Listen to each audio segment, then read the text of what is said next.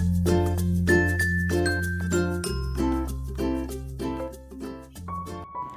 friends, welcome back to Jannath. അപ്പോൾ ഇന്നത്തെ നമ്മുടെ സ്പെഷ്യൽ ഒരു അടിപൊളി സ്പൈസി ആയിട്ടുള്ളൊരു ഫിഷാണ്. നമ്മൾ ബേക്ക് ചെയ്തെടുക്കുന്നതാണിത്. നല്ല ഹെൽത്തി ആയിട്ടുള്ളൊരു റെസിപ്പിയും കൂടിയാണ്. കീറ്റോ ഡയറ്റൊക്കെ ചെയ്യുന്നവർക്ക് പറ്റിയൊരു റെസിപ്പിയും കൂടിയാണിത്. നല്ല ഹെൽത്തി ആൻഡ് സിമ്പിൾ ഫിഷ് റെസിപ്പിയാണ്. അപ്പോൾ നമുക്കിത് എങ്ങനെ ഉണ്ടാക്കാൻ നോക്കാം. അപ്പോൾ ഞാനിവിടെ എൻ്റെ ഫേവറേറ്റ് ആയിട്ടുള്ള ആവോലിയാണ് എടുത്തിരിക്കുന്നത്. അതിങ്ങനെ കട്ട് ചെയ്ത് കൊടുത്തിട്ടുണ്ട്. ഇനി നമുക്കിതിലേക്കായിട്ട് മാരിനേറ്റ് ഉണ്ടാക്കാം. അപ്പോൾ അതിനായിട്ട് ഞാൻ ഇവിടെ കുറച്ച് വെളുത്തുള്ളി എടുക്കുന്നുണ്ട്, കുറച്ച് ഇഞ്ചി.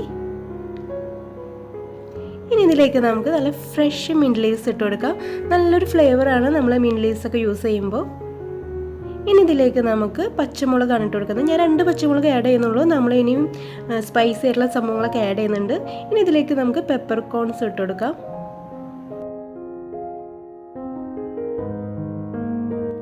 ഇനി ഇതിലേക്ക് നമുക്ക് മല്ലിപ്പൊടി ആഡ് ചെയ്യാം. അപ്പോൾ മല്ലിപ്പൊടിയേക്കാളും നല്ലത് മല്ലിയാണ്. നമ്മളത് നന്നായി പേസ്റ്റ് ആക്കി എടുക്കുന്നില്ല. ഇനി ഇതിലേക്ക് നമുക്ക് ആവശ്യത്തിന് ഉപ്പിട്ട് കൊടുക്കാം.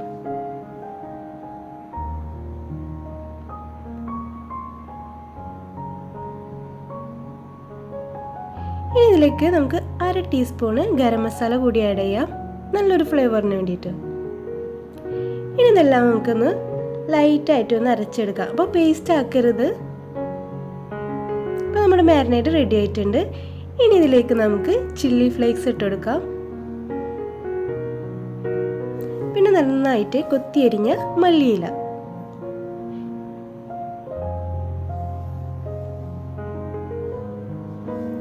ഇനി ഇതിലേക്ക് നമുക്ക് കുറച്ച് ഓയിൽ ഒഴിച്ചു കൊടുക്കാം. അപ്പോൾ ഒലീവ് ഓയിലാണ് ബെസ്റ്റ്.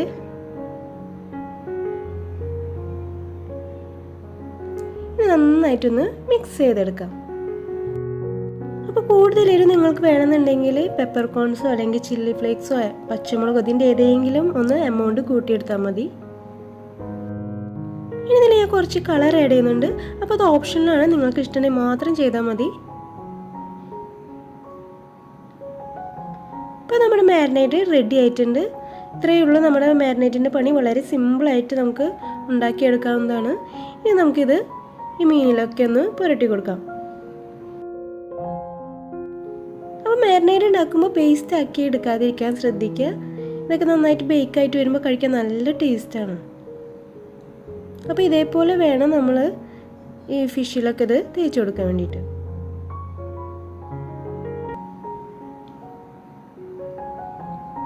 അപ്പോൾ ഇതിൻ്റെ ഉള്ളിലൊക്കെ നന്നായിട്ട് നമ്മൾ മാരിനേറ്റ് അപ്ലൈ ചെയ്യണം.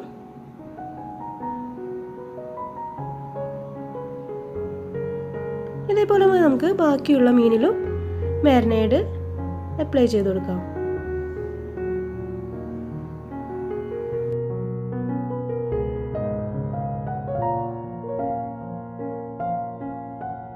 ഇപ്പം നമ്മൾ ഫിഷൊക്കെ നന്നായിട്ട് മാരിനേറ്റ് ചെയ്തെടുത്തിട്ടുണ്ട്. ഇനി നമുക്ക് ഫ്രിഡ്ജിൽ കുറച്ച് നേരം റെസ്റ്റ് ചെയ്യാൻ വെക്കാം.